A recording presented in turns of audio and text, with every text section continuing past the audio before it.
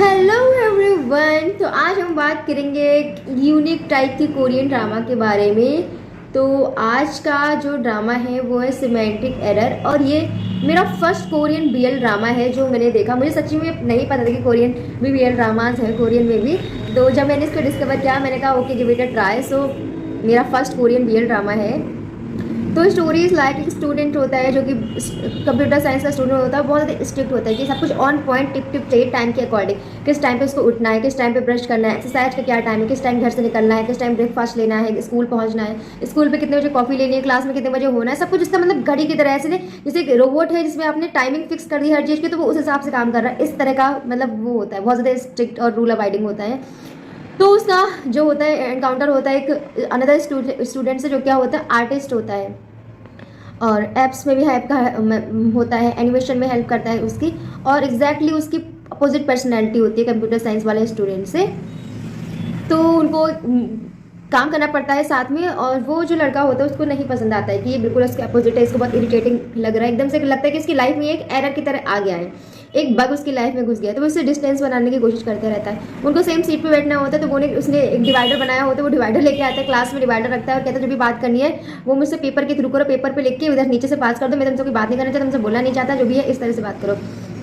तो वो दूसरा लड़का होता है कहते हैं वो कि ठीक है, पहले तो वो उसको करता है, फिर उसके बाद अच्छे से रिएक्ट करता है, उसको समझता है कि ओके ये ऐसा है, फिर होता है। और स्टार्टिंग ये लोग एनिमीज होते हुए, एनिमीज कैसे होते हैं कि इन्होंने प्रोजेक्ट में साथ में वर्क किया होता है और कभी रियल में नहीं मिले थे, क्योंकि प्रोजेक्ट किसी और ने किया ही नहीं होता। बस जो कंप्यूटर साइंस वाला लड़का उसने अकेले प्रोजेक्ट किया होता है एज अ प्रोजेक्ट लीडर, और बाकी के सबके जो होते हैं वो सब बोल देते कि हम नहीं आ पाएंगे, नहीं मिल पाएंगे, बस कॉन्टैक्ट नंबर था, उसके पास कुछ नहीं था। तो उसने लास्ट में जब वो अपने असाइनमेंट बना के प्रोजेक्ट बना के सबमिट किया तो उसने बता दिया, उसने अच्छे से सबके नाम बड़े बड़े हाईलाइट करके लिखे थे उस प्रोजेक्ट में, और बताया था पूरी क्लास में कि इन्होंने कुछ नहीं किया, ये सब फ्री लोडर्स हैं।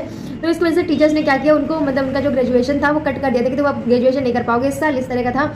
तो इस वजह से ये एनिमीज बन गए थे कि इसने मतलब हम हमारे बारे में ऐसा फैला दिया और हम इससे ग्रेजुएट नहीं कर पाएंगे। तो एनिमीज तो वो अपना रिवेंज लेने के लिए पहले तो उसके पास गया था, लेकिन धीरे धीरे वो बहुत हो गया इसके नेचर को देख के, वो आई थिंक वो उसके अट्रैक्टेड हो गया था इससे, उसके पसंद आने लगा था, इसलिए वो उसके साथ बहुत अच्छे से बिहेव करता था। लेकिन जब कंप्यूटर साइंस वाले को लगा फील हुआ कि इसके अंदर भी कुछ फीलिंग्स है, इसको जब देखता है जब इसको टच करता है तो इसके अंदर कुछ सेंसेशंस आती है, तो इसे डिस्टेंस बनाने की कोशिश करने लगता है। और फिर डिस्टेंस बनाने की वजह से वो कुछ बहुत रूडली बहुत ज़्यादा चिल्ला के उससे बात करता है। तो वो लड़का जो होता है वो चला जाता है, उससे बात नहीं करता, मिलता भी नहीं था। लेकिन जब वो चला जाता है उसकी लाइफ से, फिर वो सोचता है मेरी लाइफ जैसे पहले की बिल्कुल वैसे ही आ गई है सेम रूल पे, लेकिन अभी भी मुझे अच्छा क्यों नहीं लग रहा, मैं क्यों उसके बारे में बार बार सोच रहा हूँ। फिर उसके सोशल मीडिया अकाउंट पर जाता है, उसकी फोटोज वगैरह देखता है, उसको फॉलो करता है। फिर उसको एक बार पता लगता है कि किस रेस्टोरेंट में काम कर रहा है, तो ये उस रेस्टोरेंट में अपनी फ्रेंड को लेकर जाता होता है, लड़की होती है जो इसको पसंद करती है, तो उसके साथ जाता है इससे मिलने। वहाँ पे जब भी रेस्टोरेंट में लड़का इसको देखता है कि यहाँ है, तो वो सोचता है मुझसे मिलने तो नहीं आया होगा, इसको पता ही नहीं होगा कि मैं यहाँ पे हूँ। तो फिर वो चला जाता है चुपके से। फिर लड़का उसके पीछे पीछे आता है, कहता है मैं चाहता हूँ कि तुम मेरे प्रोजेक्ट में तुम काम कर रहे थे साथ में तुम करो, और तुम ही कर सकते हो, कोई और नहीं कर सकता। तो वो मना करता है। फिर थोड़े टाइम बाद नेक्स्ट डे वो वापस से मिलते हैं, कुछ फाइल वगैरह रह गई होती है उसके पास, रिटर्न करता है, फिर वो मान जाता है।